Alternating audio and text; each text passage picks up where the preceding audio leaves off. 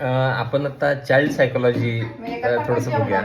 आता ॲक्च्युली हा UKGला आहे आणि त्यांना त्यांच्या बुकमध्ये सँडविचसाठी कोणते कोणते व्हेजिटेबल वापरायचे हे त्यांना स्कूलमध्ये शिकवायला आहे. आणि मी त्याला ज्यावेळेला ह्या सगळ्या भाज्याची नावं मी इंग्लिशमध्ये विचारतो त्यावेळेला त्याला सांगता येतं आणि तो प्रेशर घेतो व्हिडिओ बनवताना. पण ते जर मराठीमध्ये विचारलं तर तू भारी सांगतोय. फ्रेश सांग जरा, बोल. मी तुम्हाला सँडविच बनवायला शिकवणार.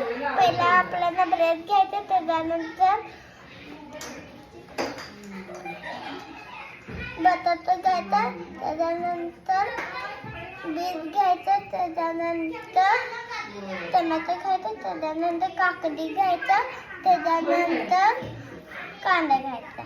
बाय. हे सगळ्या काय आहेत? भाज्या आहेत ना. आता त्यानं मराठीत सांगितला, सहज सांगितला, पण आता इंग्लिशमध्ये विचारायला त्याला येते का बघूया. हां बोल. मला काय माहित नाही, तू सांग. ओनियन. हां आता सांगता येईल. हां पहिल्यापासून ते कुकुंबर. हां पहिल्यापासून सांगा. सँडविच बनवायचं शिकवणार.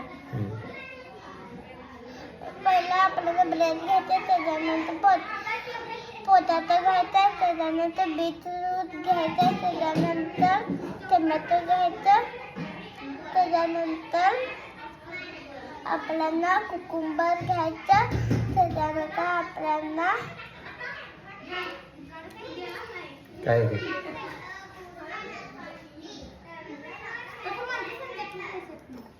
काय दाखव की काय ओनियन. वा व्हेरी गुड, टाळ्या. छान.